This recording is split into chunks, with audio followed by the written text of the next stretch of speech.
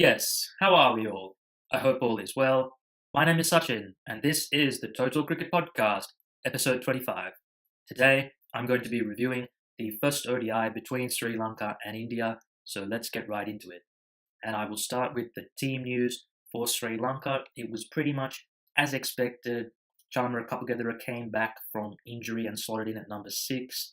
Thisara Pereira came back into the team after he was missing from the squad for the Zimbabwe series. Lakshan Sandakan came back into the team after missing out in the 5th ODI against Zimbabwe, and Vishwa Fernando made his ODI debut. For India, we saw Rohit Sharma and Jasprit Bumrah come back after being rested from the West Indies series. KL Rahul coming back from injury to slot in at number 4, and a bit of a surprise selection, Akshar Patel playing ahead of Kuldeep Yadav. But now into the recap of the game, and this was an absolute thrashing once again, carrying on from where we left off in the Test series. India winning by 9 wickets with 127 balls to spare. An absolute demolition job from India once again. Sri Lanka, they managed a mere 216. Nowhere near enough.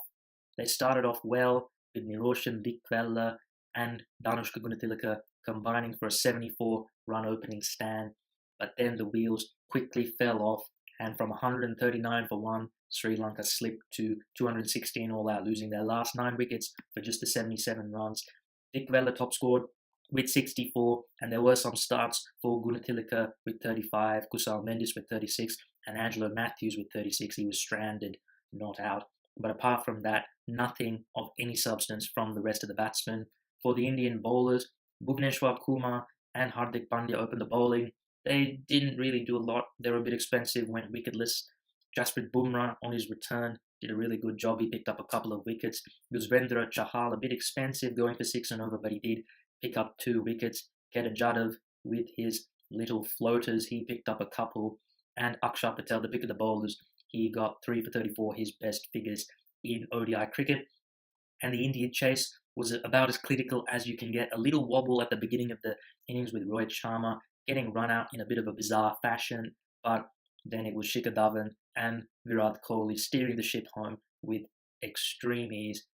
Shikhar Dhawan getting another century, his fastest ODI century. He got 132 of 90 deliveries. He's got 400s in the last 3 months against Sri Lanka across all formats. If you remember the Champions Trophy game, 2 in the Test series, and now this one, certainly his whipping boys, no doubt.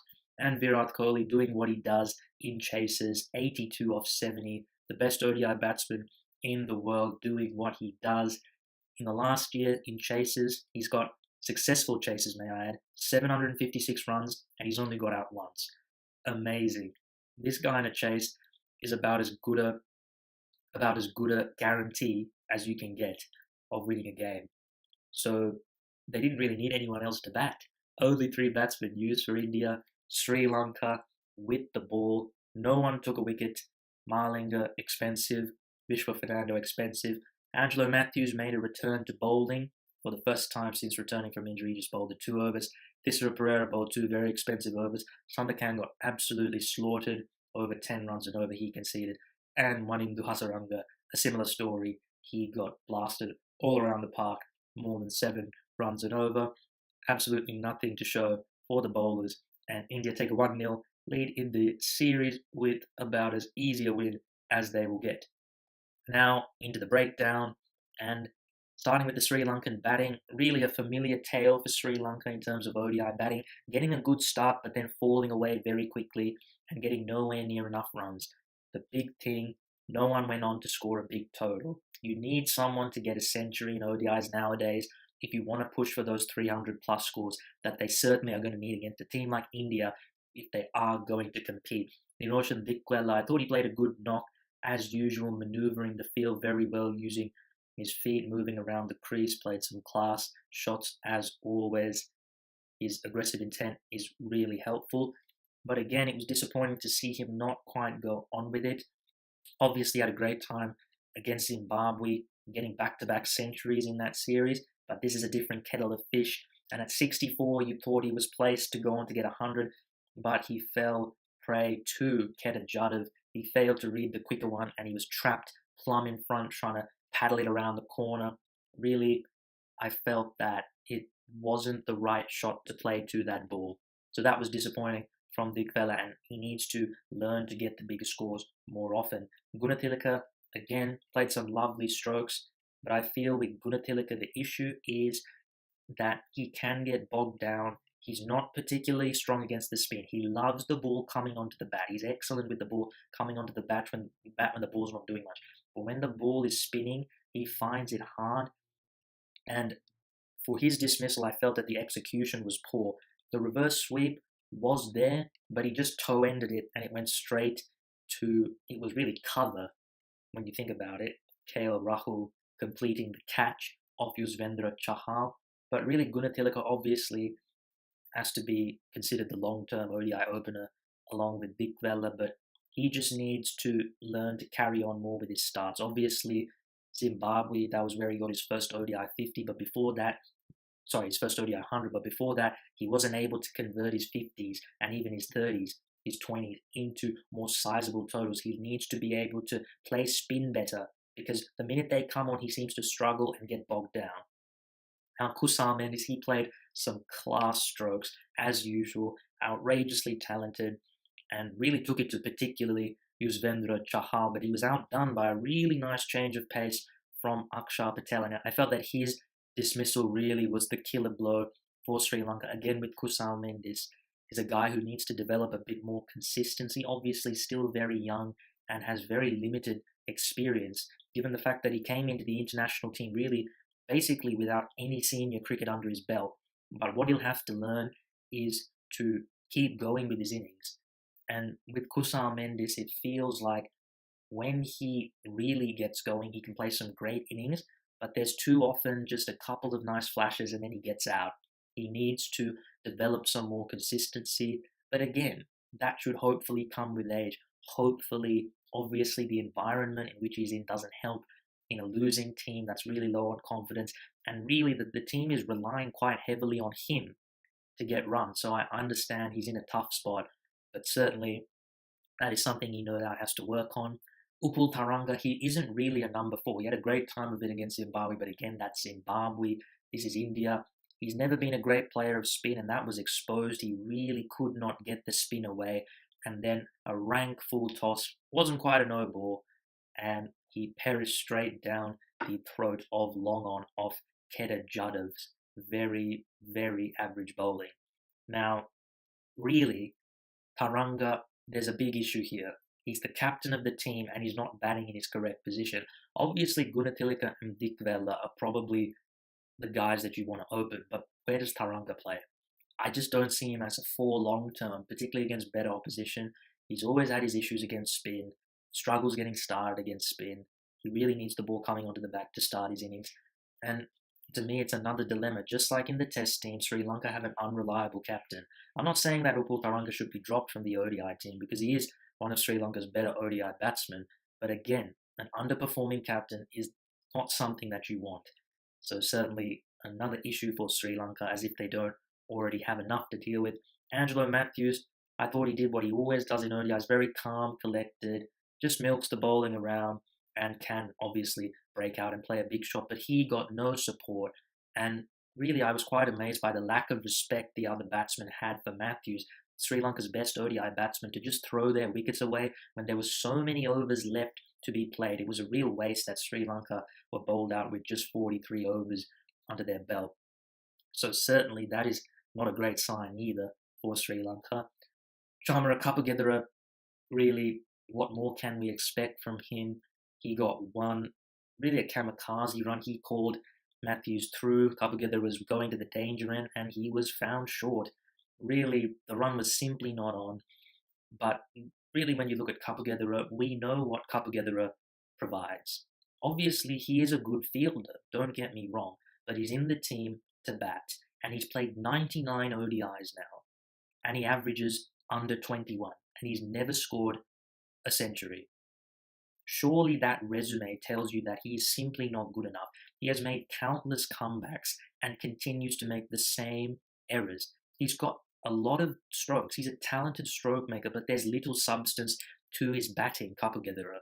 So to me, I just don't know how he still gets a go. Remember the Champions Trophy against South Africa? He got a first ball duck, and then he got injured, and somehow that was enough for him to come back into the team. I know that Gunaratne and Kusal Pereira aren't injured, but surely you can look somewhere else. You know that Kapugedera is really a failure at international level. Now, Wanindu Hasaranga, I thought it was very disappointing the shot he played.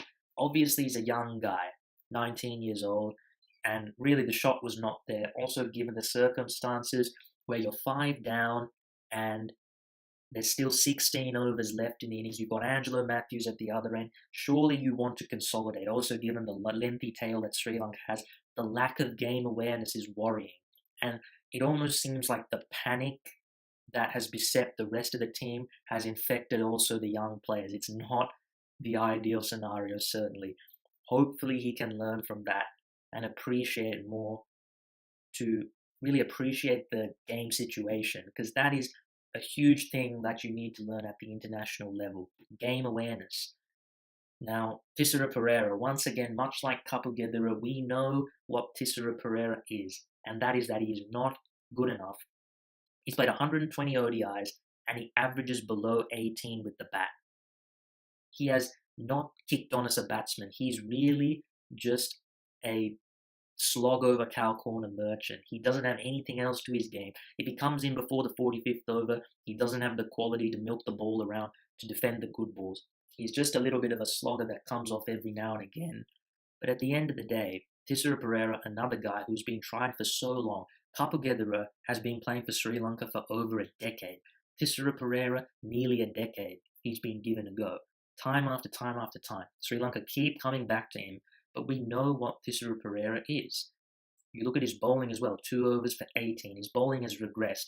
I remember when he took a 5 at the MCG, and I thought, this guy's got something. But you look at Tissera Pereira, he's overweight, clearly someone who doesn't really work on his fitness. Look at his bowling action, he's got basic mechanical issues. The way he rocks back so far, that can't be doing his back any good, and also he's losing momentum rocking back that far in his action. Basic errors, doesn't have control with his bowling, has really no nuance to his batting at all. He just missed a straight one. Obviously, Bumrah, fast and straight, he just missed it. That is not good enough from Tissera Pereira, and it's time that Sri Lanka cut ties with him. Now, onto the bowling for Sri Lanka, and I've got to say the bowlers were hiding to nothing, obviously, with only 217 to work with, not to mention that under lights in Dambulla, the ball really came onto the bat a lot better. This was an absolute road. So it was very difficult for them, but nonetheless, I felt that they lacked control, much like the bowlers did in the Test series. Now, Lasith Malinga, expensive. I give him credit for running in bowling 8 overs, but the guy is well over the hill. Look at Malinga, and he's so overweight, clearly lacking fitness. He's possibly the worst fielder in world cricket. He's been such an incredible servant to Sri Lanka cricket, but realistically, he's not helping the team a lot. And surely he must be sick of this, playing in such a bad team. Since his comeback to ODI cricket at the Champions Trophy, he's played 9 ODIs, and he's taken only 7 wickets. He's not a wicket threat anymore. He's lost a lot of pace. His Yorker isn't as precise as it was. He really relies a lot now on those cutters. He can't quite get that Yorker, and it's just not quick enough as it was. So he's definitely not the bowler that he once was, Lasith Malinga. And unfortunately, I think that his career is coming to an end. I feel like Sri Lanka are better off just saying goodbye. Obviously, let the guy get 300 ODI wickets. I feel he deserves the right to. He's played 200 ODIs now. I think he deserves to have the opportunity to get 300 ODI wickets, being such a great, probably Sri Lanka's best limited overs bowler ever, I would say. But now onto Vishwa Fernando, and despite his figures, I thought he did okay. He got the ball through. Definitely, he had a catch dropped by Dickwell. It was a very difficult chance, it must be said. But at the end of the day, he also didn't do too badly in the Test match. I feel like he has some kind of quality in him. Also, being a left-hand armer, he adds a little bit of variety. This is just one game. It's his debut. Let him play this series. Give him some consistency of selection. Let's see what he can do. So that's all I have to say on him. Good to see Angelo Matthews come back to the bowling crease. Obviously, he really can't be pushed too much because Sri Lanka can't afford him to break down again, but certainly it helps with him bowling, and hopefully he will slowly get back up to speed. While he's not really a good test bowler, he's always been a handy limited overs bowler, certainly one who usually bowls quite economically. Now, Tissera Pereira, 2 overs for 18. I talked about his bowling. We know exactly what Tissera Pereira offers as a bowler. Lakshan Sandakant, he got absolutely smashed. India did not let him settle, and he didn't bowl well. Let's be honest. I've talked about Sandakant's inconsistencies. Some days his control is shocking, other days it's really good. But this is natural as a Chinaman bowler. It's a very difficult art, and he's a guy who hasn't had much international experience. And he's been not given a fair run, I feel, in terms of selection. He's been constantly in and out of the team, particularly the one-day team. Give him a chance. If you're going to play him, let him have a chance. That's what I can say. And Wanindu Hasaranga, he again got thrashed. His batting was more disappointing. Obviously, his bowling was really at the end of the game when the game was pretty much done.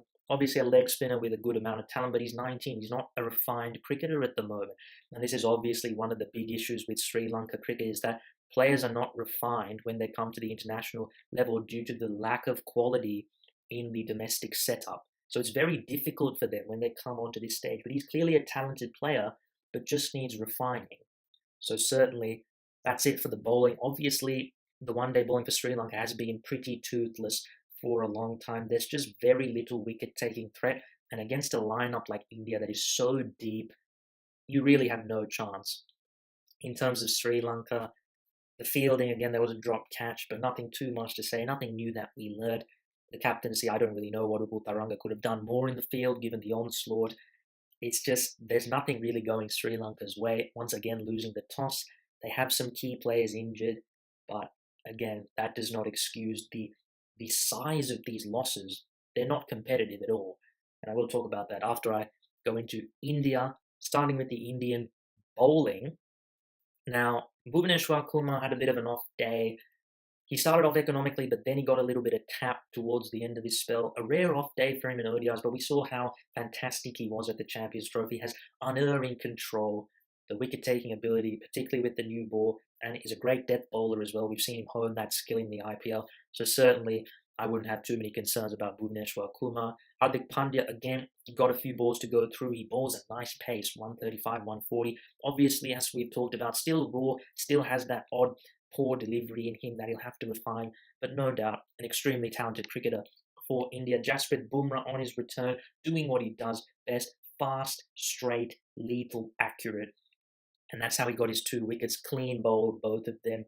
Bumrah is a real asset to this Indian team, obviously an excellent death bowler as well. Certainly has had some issues with no balls in the past, and at times also with his control, bowling a lot of rides. I remember in the Champions Trophy final he had some issues with that, but really you have the core of a fantastic bowler there. Obviously still very much new to this level, but in a few years I expect an elite bowler in Jasprit Bumrah. Yuzvendra Chahal playing in his 4th ODI. He was a little bit expensive, he dropped short a few times, but looking at his bowling, obviously wrist spin is very in fashion in ODI cricket these days. It's really better. It's surpassed finger spin in ODI cricket. And it's interesting to see that he's a guy who really relies on his control, actually. He's not really a guy who spins the ball a lot, and he doesn't really have a googly. So for him, it's all about control. So that's why it was a bit difficult for him when he dropped a bit short. But he got two wickets nonetheless. Obviously, Gunatilaka he got, and then he got Malinga. I thought that was a clever delivery where Malinga just really went down the track. He saw him, he pushed it wide. Didn't matter if it was wide because obviously you can get stumped on a wide, and Dhoni did the rest. So India should certainly give him a go. Certainly, as I've said before, with Jadeja and Ashwin's struggles in ODI cricket recently, they probably need to look elsewhere in their spin bowling. So certainly Chahal should be definitely given a fair run. Now, Kedar Jadhav, his bowling is so unassuming. You think this guy is bowling complete pies, but he takes wickets. He has throughout his short ODI career. Now, I must say, that round arm delivery is actually quite difficult to play because he just drifts it in, particularly with the wind that we saw at Dumbledore. The wind just took it in and made it very difficult to play. But I must say that front on delivery that he bowls, really with the more traditional arm, I think he's throwing that. I wouldn't be surprised if he got pinned for a suspect action in this series. And really, I'm surprised he hasn't already. I guess perhaps part of that is the fact that he plays for India, and obviously we know how much the ICC love to mollycoddle the BCCI. But certainly that's definitely questionable. But he's a wicket taker, no doubt, and that's the bottom line.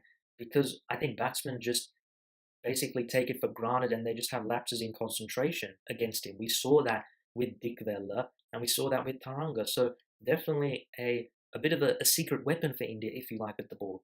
But I think the real star with the ball was Akshar Patel. He bowled really well. A bit of a surprise selection ahead of Kuldeep. I thought Kuldeep bowled well in the West Indies series. He was their best bowler. And Kuldeep is obviously a wrist spinner. Wrist spinners have been excellent recently in the last few years in ODI cricket. But the thing about the Indian selection policy is they have such a clarity in their processes that even if I don't agree with that, I see what they're trying to do. They're trying to experiment with different combinations going into the 2019 World Cup. So really, I don't have much of a problem with that. Akshar Patel, he's tall, he bowls pretty quickly, much like Ravindra Jadeja. But the biggest thing about his bowling, I think, is the trajectory with which he bowls. You see that he doesn't really give the batsman he doesn't give them that look to come down the pitch and hit him. It's pretty flat, it's quick, and it's accurate. And that's what you have to be as a finger spinner now in ODIs. You have to be very accurate and you have to be pretty flat. You can't give the batsman anything really to come down the pitch and smash you. And really, the ball to Kusal Mendes was fantastic. It was over 100 k's. He just fired it in. I thought that was a really, really nice delivery from Akshar Patel. Definitely someone that has something about him. Obviously, as well, we know he can bat. We've seen it in the IPL. And he's also a good fielder as well. So no doubt India liking his all-round capabilities. So certainly I'm sure he and Yuzvendra Chahal will be given a good look. I'm also sure that Kuldeep will get a go throughout this series. I wouldn't be surprised if those three just rotate throughout the series, given the ease with which India are winning these games. But the batting, Rohit Sharma on his comeback, well, it was a bit of a bizarre dismissal. Obviously, he was well in, but then his bat got stuck in the pitch. It got stuck, and so he lost control of it, fell out of his hand, and he was in the air, obviously running. Neither foot was on the ground, and he was out. It's a little bit of a ridiculous dismissal, obviously. The rule change coming in on October 1st, and I think it's the right thing. That kind of thing it's really a very cheap wicket. And that kind of thing, what is the batsman really supposed to do there? I just feel like at the end of the day, I don't feel like it adds anything to the game. It's a little bit of a cheap thing in all due respect. So I feel like Rohit Sharma definitely can count himself a bit unlucky. I mean, usually the bat should slide nicely, got stuck in the ground. Both his feet were somehow in the air at the same time, and he was run out. But apart from that, no hiccups for India. Shikhar Dhawan, again, how good has he been in the last few months? Really, when the pitch is flat and the bowling is average, there's almost no batsman you'd want in world cricket other than Shikhar Dhawan. He's just immense. Shots all around the ground, we know, particularly offside dominant. We know with his drives and his cuts. Really just an elite one-day cricketer, one of the best ODI batsmen going around, and he's in an absolute purple patch at the moment. So he must be just loving this against his whipping boys in Sri Lanka. And Virat Kohli up against really his bunny in Lasith Malinga, doing damage again in a chase. Once again from Kohli, just too easy for him almost. It was so simple. Just the way he played, it's breathtaking the way Kohli plays. He's just the best ODI batsman to me, if not ever, at least at the moment. Such a class act. And it was just so easy for India, the batting. Really, you can't take too much out of it for their batting, obviously, given the lack of quality in the bowling, the ease of the pitch, everything. Really just a clinical display from India. And that is it for the game. We move on now to Pallakela for the second ODI on Friday. And I don't really expect anything different other than another absolute demolition job by India. Now, I think the most interesting things to come from this match were definitely off the field, after the game. We saw a protest by some fans outside the ground, which stopped the Sri Lankan team bus from getting back to their hotel on time, obviously, really expressing their displeasure at the way things are going in the Sri Lankan cricketing world. And unfortunately, while I appreciate the sentiment, I feel like perhaps it's a little bit harsh for the players to get the brunt of this. Obviously, this is a team that it has good players. There are good players in this team, but it's underperforming massively. It's so low on confidence. It's losing almost every game. There's instability in the playing 11, in the captaincy, and off the field. It's not really the recipe for success. And unfortunately, I feel like the players are trying hard. It's very difficult for them, and really, the anger should be, I feel, I guess, directed at the board members, the people in charge, guys like Sanat Jayasuriya, Tilanga Sumatipala, uh, also Dayasiri Jayasekara, the sports minister, people like this who really are the ones who have created this mess, which the players are almost, they've just fallen into.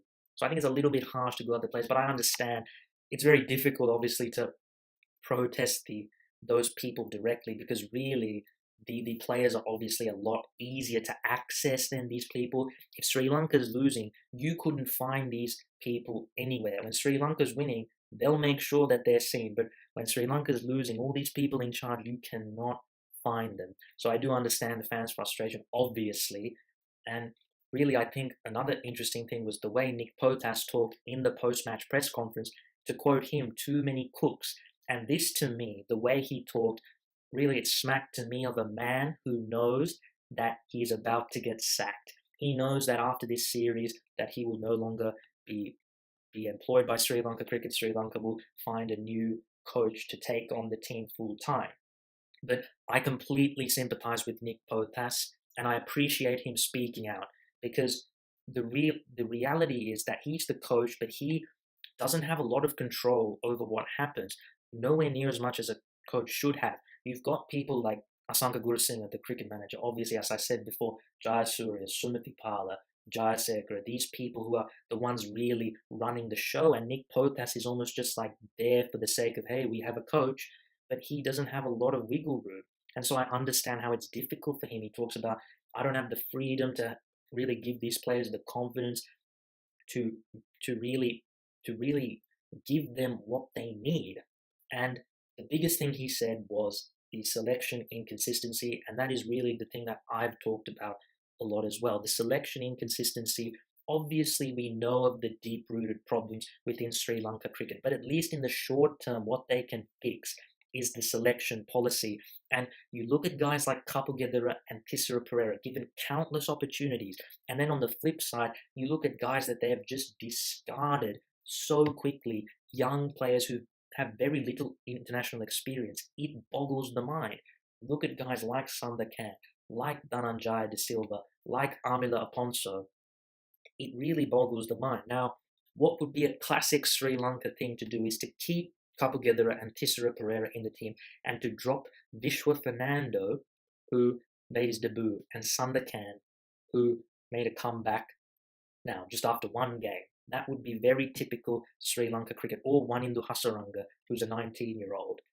That would be the typical thing. These inexperienced players, they're the scapegoats. These guys were proven failures. They keep getting opportunities. And really, again, when I look at the squad that they picked, I would have looked to Dasun Shanaka instead of Tissara Perera. Similar profile of player, but Dasun Shanaka hasn't had a lot of international games. Give him an opportunity. We've seen Tissara Perera given countless opportunities. Dasun Shanaka, give him a go. See what he's about in that all-rounder role. Kapugedera, obviously I understand that there are injuries, but nonetheless, why not try Milinda Siriwardene? He's another one that, yes, he's not an amazing player, but he's done a decent job for Sri Lanka on the whole when he's been called upon, and he's been dealt with very harshly. I feel, why not try him instead of Kapugedera, I feel. And then I feel when you look at this squad, I question who they've picked. Obviously, the batting is limited due to injuries, but the bowling, why on earth is Malinda Pushpakumara in the squad? A guy who looks like he can't hit the ball off the square. He's 30 years old. He bowls below 80 kilometers an hour as a finger spinner. He's going to get smashed in ODI cricket on flat pitches. Completely not an option. Why on earth is he getting picked when you've got a guy like Jeffrey Vandersay, who's a leg spinner, who again has had very little opportunity, has just been cut straight away at the sign of one bad performance? Why not try these players that at least have some kind of potential? Look at the fast bowling also. Dushmantha Chamira, he's a very talented player, I appreciate that. Or should he be in the one-day squad? He took 1 wicket in the 4 ODIs he played against Zimbabwe. Now, how is he going to do against India then? We saw him given the series and he didn't perform. What about Vikum Sanjay? Remember him playing those 2020s in Australia and South Africa, where he played a little bit, and then he was basically discarded straight away. He had some promising performances, looked like a guy who could get the ball to talk a little bit. Yes, obviously, clearly not a refined player, but there was something there. Why was he discarded so quickly? These are the questions, the perennial questions, where you have a lot of players that have such a short tether, but there's some players that are seemingly given endless opportunity. This is the inconsistency in the selection that has plagued Sri Lanka for such a long time, and it's something that has to be addressed. Another person who's in this squad, Akila Dhananjaya, he took a fourfer in the last ODI Sri Lanka played, and now he's out of the team. What on earth did he do to get dropped? Again, this is the thing. Guys, just there's no consistency. They keep bringing in players. Some of them are completely not up to it. Some of them are good. They show talent. One bad game, see ya. It's not the environment you want. Players are going to be constantly in fear of their place. They're not going to be able to express themselves fully. So that's really all I have to say in the matter. I hope that Sri Lanka give an extra chance to Vishwa Fernando, give an extra chance to Sandakan. But if anyone's going to go, it should be Kapagadera and Thisara Pereira, who've played over 200 ODIs and basically are virtually unpickable at the moment. And to further that, Chandimal Tirimana. Add those two to Kapagadera and Thisara Pereira. That's over 500 ODIs of experience. Actually, I don't think it's quite 500. It might be in the high 400s, but nonetheless, a lot of ODIs. And these are players who have not cemented their place and are virtually unpickable. They're not old either. They were players that were supposed to take over from the last generation, and they haven't developed. This is another thing for Sri Lanka. Players not developing, regressing, they're not improving. The environment they're playing in certainly doesn't help. So really, that's it for me from this podcast. Obviously, a lot to ponder for Sri Lanka, for India. Really, they can keep experimenting, keep tweaking, adjusting things. Obviously, this is really all too easy for them. Again, just like England must feel playing the West Indies, I feel in a way like they must be frustrated with the lack of competitiveness in this series. But that is it for me today. I hope you enjoyed the podcast. If you did, you can check it out. We're on iTunes, SoundCloud, and YouTube. All those links can be found on the Twitter page. And as always, thanks for listening, and I'll see you later.